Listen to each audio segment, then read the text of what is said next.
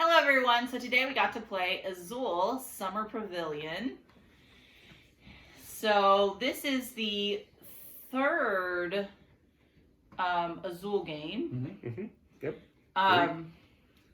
So let's talk about it. So generally it is very similar to the original Azul in the fact that there's factories with tiles on them.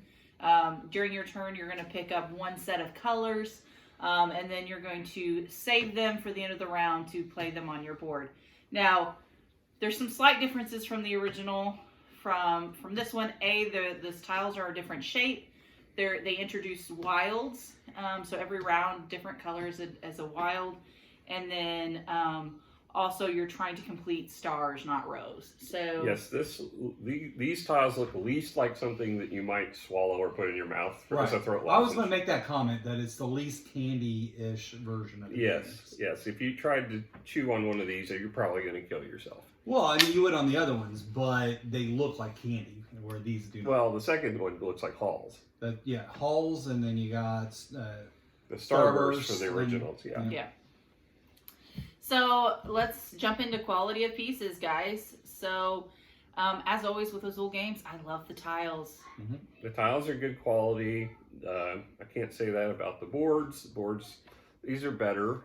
The first ones were like basically paper thin, right? These are actually solid cardboard, which is an improvement. The wood tokens are wood. There's nothing wrong with them except for they're very drab. And then understand too that Randy was extremely lucky and found the perfect Lazy Susan. It wasn't I Randy. had nothing to do with it. So here's what happened. No. Here's what happened. So Mom was at a bingo game. That's right. It was your mom. So my mom was at a bingo game and she ended up winning. She goes there and she gets this Lazy Susan.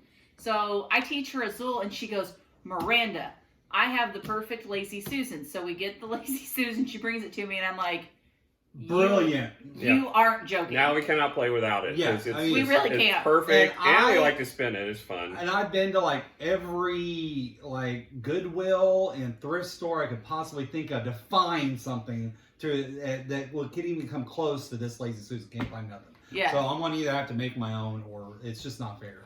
Yeah. So I will say adding a Lazy Susan to this game is absolutely fantastic. It really is. Because being able to twirl around to get to instead of having to reach across. Yeah, instead of having to reach across is amazing.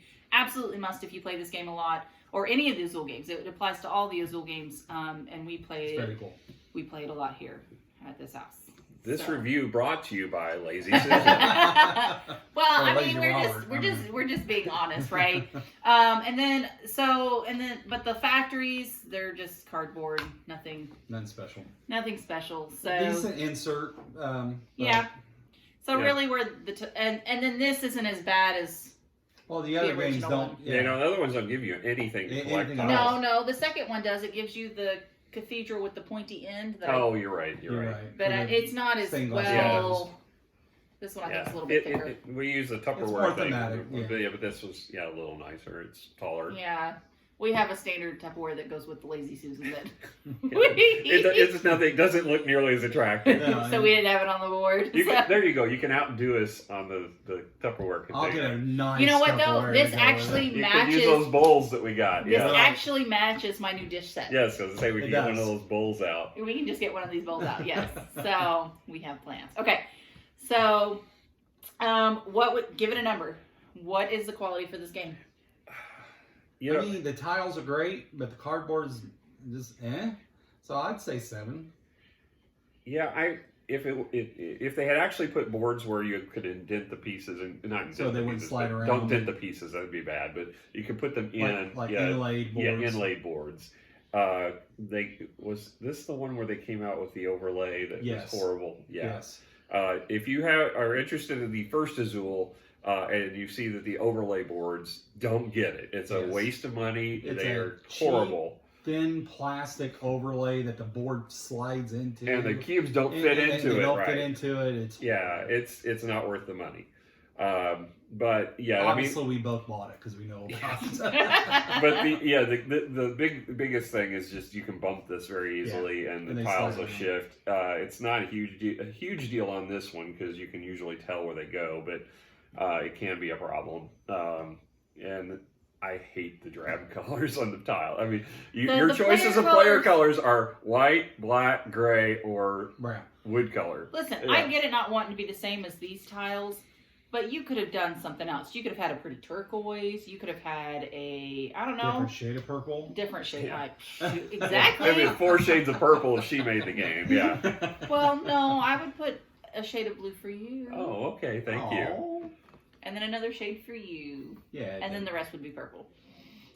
So, but no, overall, I mean, they could have done they could have done pink. I mean, they could have come up with something. Those colors are horrific. So what would you rate it? I'd say a 7. I would say a 7 because the tiles make it more than your standard game, but the rest of the pieces are pretty standard. Yeah, I think 7's a good score for this one. I don't think there's. I mean, if it worked for the tiles, I would probably give it like a 5. Probably, yeah. Yeah, probably, maybe even a 4. I wouldn't go below that, but Yeah. I think 7 is pretty. Yeah, because of the tiles. Yeah. Which is the biggest component of the game. Absolutely. And then theme. I don't know what the theme is. It's pretty. The theme is pretty. Well, I mean, each game has a different, like Azul, the original, you're making mosaics. Yeah. The second one is Stained glass windows. Okay, fair enough. And then this one, I It's a think it's tile. all Middle Eastern. I think so. Yeah, I can you see have that. to look in the book. It'll probably yeah, tell you. it's. I think it's all 3 of these are Middle Eastern set. You know, the stained glass of That Sintra. is not. Okay, I don't know about this building. I'm not sure exactly what That it is. I mean, reminds- the windows are It kind of. looks like a red Looks Big like Ben. yeah, Yeah, looks it like looks an a red Big old Ben. archaic Big Ben with the clock on all 4 sides, though. It's a really nice old Big Ben. I Yeah. do think there is this thing with like the stained glass, the Mhm. mosaic. This is another like intricate pattern. So in It's that It's like aspect, bathroom tile. Whatever nation it is, they only care about what hour it is. There's no minute hand on the clock, which is another thing. only you would notice something like that. For the record, I don't know. Did you guys notice it? Comment below if you did. It's kind of hard to see from this distance. No, but if they have their own copy, Yeah. yeah. Okay. Did you guys notice that If they're on their own copy, they're probably not watching this review to begin with because they already played it. Or they just find us entertaining. Yes. Well, That's that's unlikely. very, very unlikely. Well, yeah. All right. Well, All right. So, theme. Did we rank it? what are you guys gonna give it? I give it a 5. There's nothing. It's not directly part of the game, I guess. Well, no. I mean, yeah, pretty much. I would give it a 5. Yeah, I mean, Because you could make an argument for a 6 in the sense that they're keeping it consistent across all the games. Now, I will say that, but if we're talking about this individually, Yeah, if you're talking about it individually, there's nothing exciting about it. It is, and the colors go well with it. I'm sticking with a 6. I don't think it's you go horribly wrong. done. You do. I don't think there's any reason it has to be this, but you know, Right. then again, there hasn't been for a lot of the games we've played that we've said, you could have done any theme. It's not integrated into the game at all. No, It's it a doesn't puzzler. push- It it doesn't doesn't really push matter what mechanics you at set all. it in. But I can't think of a way to make the puzzler be yeah. thematic, I mean, they you know. are consistent with the color scheme, and it is a very pretty game. Yeah. So in that aspect, it does have something going for it. So maybe Only 5 thing- is a little low. Yeah, the only thing I wish they would have done is and maybe it fits with the theme, but I think it's great that on some of it they do the shapes as well as the colors, so which is great for color blindness, but some of them you don't. So it's like that's the only thing I wish they were consistent about. Yeah. Is every color had a separate design so that you could tell for color blindness. Yeah, purple, yellow, and red didn't. Yeah, I wish they would have added that. And it may be, I don't know if Because you have I blue, don't know green. that much about color blindness, but I know there's certain shades that, Yeah. and it could be that, they knew the shades that were out there were not a problem. Although I can't imagine purple and red are not going to be problematic for some people. Well, and then I just think that, if you look at the orange, the shape is cool. The green, the shape is cool. And then there's no shape on red. Right. It would have looked better if there were shapes on everything. Yeah. Yeah, I agree that would have probably added to for certainly from a functionality standpoint for people that do struggle with color blindness or any kind of issues with that. All right. So rules. The rules are really simple. I mean, the book is laid out nicely. I think they've done a good job on Yeah, all the there's rule books for illustrations. all the Again, Azuls. my big beef about the centerfold layout, but that's the way it is. there's a couple rules in here that we have to every so often when we get this out check, like whether you must, like we did this time, where you must take the tiles. There's a couple things that would have been nice to have a little on a reference sheet, but honestly, I'm not sure if they would know which ones those are going to be from a given group to a given group. Sure. So, I don't think you need. They're not super advanced. Once you get playing it, you're going to remember how to play. Yeah, and you know when you're like, wait a second, what? Yeah. And you know to go look in the rule book. Yeah. It's not like you're going to miss something. So what would you give it? Score it. I'll give it a 7. I mean, it's pretty. It's got got a nice cover. It's laid out nice. The words are. I mean, what would you do to improve it though? Besides get rid of the centerfold. Yeah, not have the centerfold. Well, I would definitely do that. I think a 7 is a good score because even though we have to look into the rule book occasionally, it's laid out well enough. It's easy to find. Yeah. And so it's not like even some of the best laid rule books, if they're thick, it can take a while to find that. Well, I'm just like, okay, well, what could they have done better? Yeah, I think the back, generally with the information that you are going to reference, the back is the place to put it if you're going to not have cheat sheets, which this game doesn't really require cheat sheets. Because the stuff that is referenced is mainly on the scoreboard iconically. So I think it's not bad. It's just, it would have been nice, I guess, to have the back page, at least part of it, reserved for any of those kind of. I mean, if you twist my arm, I think I could give it an 8 because it is a decent rule book. Yeah, it's not badly written. I mean, that's my thing is like, I mean, if it's well laid out, I mean, really the only major issue is that it has a centerfold and that it doesn't have certain information on the very back page. I mean, I don't feel like that's a 7. It's just 7. What's wrong with 7? 7 is a good score. I don't know. 5 is average. It's 2 above average. Okay, fine enough. I'm going to stick with my 7. You're not going to convince me otherwise. Yeah. It's the manager in me. Well, what makes it wrong? All right. So what's next? So next up is gameplay. I mean, this is a puzzle game. I mean, you're picking up tiles, you're laying them down. Is it complicated? No. But is there some strategy to it? Yeah. And I think even for a heavy gamer, it is entertaining enough. And I think the one thing I miss about the original Azul is that it's definitely got a little bit more to take that in the original Azul, which I liked a lot, and this has a lot less of that. So maybe if they were able to incorporate. I don't know that last round you and but it wasn't. Dad kind of took that for me. Yeah, well, you're a baby, so that's different. Cost me the game. But I mean, it definitely is not as mean of a game as the original Azul could be. Yeah, it's harder to leave someone with 20 tiles and have that satisfactory feeling of knowing you've just brought dread and doom to someone else. Yeah, that's definitely missing.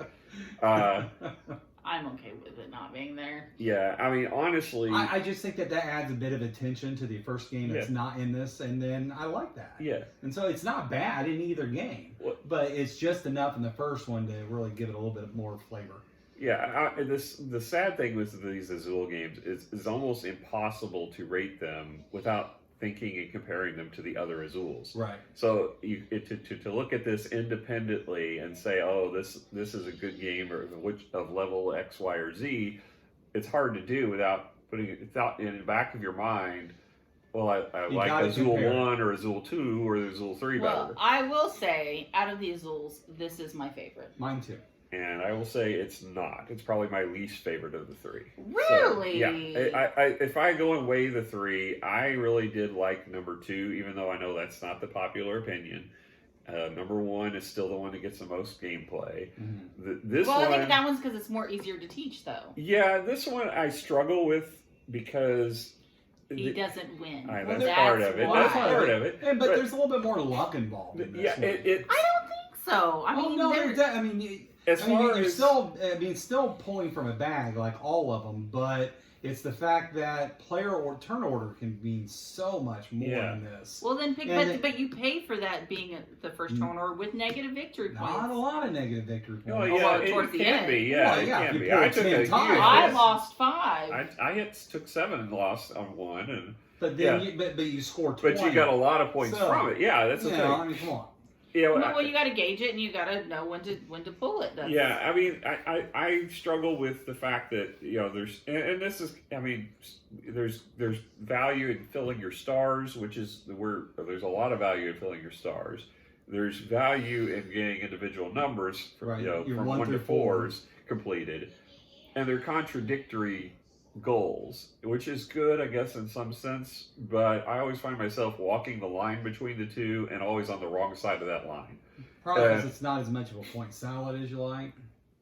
Well, none of the Azuls really are. Not really, but I think this is less so than any of them. It's more straightforward than the other ones, what you're going for. This one, it's kind of got two divergent scoring processes, which if either one of those were sufficiently achievable to win the victory by themselves, I think would be fine. But I feel like getting stars is way overpowered compared to getting 1s, 2s, 3s, and 4s. Well, yeah, I feel like 1, 2, 3s, and 4s are a consolation prize because, you know, most people, I guess, fill up their 1s, 2s, and 3s and 4s first, which I don't do. I actually do the opposite of that, and I focus on filling up my stars, which I typically win. I do pretty well at this game, typically speaking.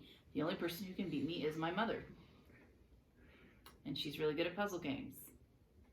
That's all I'm saying. So what would you rate it? Miss Expert. Why are you making me do it first? Because you don't go first very often. Yeah, because you are the winner. You always win at this game, so we're letting you pick first. I don't always win. I just mostly win. We want to hear your opinion first. Yes. Well, I do mostly win at this game, so I do like it a lot. And you've been away for, you know, the last 3 reviews, so I'm going to give this an 8. For a puzzler game, it is absolutely fantastic, and it is one of my favorite ones. I truly enjoy this game. When people are like, let's break out Azul, I'm down. Like, I'm totally down for it. In fact, you could probably convince me of a 9. That's how much I love this game. Okay. It's a solid filler game that I actually enjoy doing. What do you think? I mean, all of the Azuls are high quality games, and you know, the fact that I like this one the least doesn't mean I like it that much less than the others. I would rate most all of them as 7 to an 8 range, so I'm going to give this one probably. I'd be somewhere in the middle of 7 and 8, probably 7.5 if I'm doing decimals, probably. Right.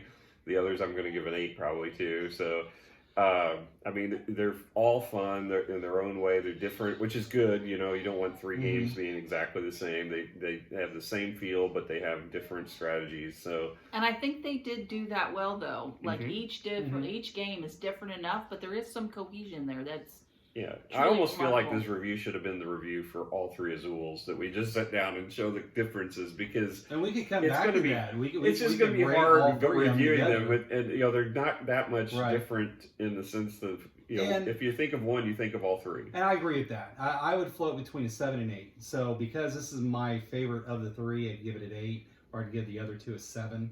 But with this type of weighted game, I would not pick this one over some of the other ones. And this is where I'm different from these guys. I like the Century games better, especially the last 2 of this Century. Spice Road was fun, but I like the other 2, especially when you combine them, because they are so different from each other. That's why I like them as a group. You know, I still haven't played the 3rd Century. They're so good. And we so I can't wait. And it's the same level of game. So that's why no. Well, so here's the thing. So we taught Sarah, we'll do Spice Road another day. So, but that's just my opinion. But that doesn't take away. I'm just saying that this level of game of weight, I think Spice Road is the same weight. I like it better, but this is still a good solid 8. If I'm given the choice between this and Century, I will pick this every day. I know 3 times on Sunday. That's why I said I'm different. Yeah. So. No. Well, I mean, I will say, when we first learned Century, I did actually like it. But after like the 10th time playing it with my mother. And that's why I think the first one is my least favorite of the 3. Yeah, but like this I can play over and over again, and I'm fine with it. So, yeah. Yeah, I don't see myself growing tired of this game anytime soon. I don't get to play it that much, you know, although I know it's played a lot here. But you're right. We're usually playing something different, and Miranda and her mom and brother or dad are usually playing. Some of the easier gamers are doing this. So. Yeah, so I don't see me getting tired of this one. Whereas Century, I was tired of it after like 3 plays, and I just decided I don't care for drafting that much. But I think that you guys need to give the third game a chance. The first one was. No, it's buying cards. Yeah, it's in essence the same. Sort of. But anyway. All right. So, that's we reviewed like Summer 5 Pavilion. games in the middle of this review. So. Well, at least you're getting it through commentary. It's a great game. Play it, get it if you don't have it. It's well worth it. Yes. I mean, it's definitely something good to have in your collection. Absolutely. It is great for every kind of gamer. Yeah. They need to pay us for our marketing skills. They really should. Or lack thereof. If you get one Azul, you'll win them all 3. I mean, there's really no reason not to consider this Azul review for all 3 of them because they're all great and their own way. And you might have a personal preference for one of the version versus another, but in the end, you're not going to be disappointed in any of them. They're all good. Yeah, they really are.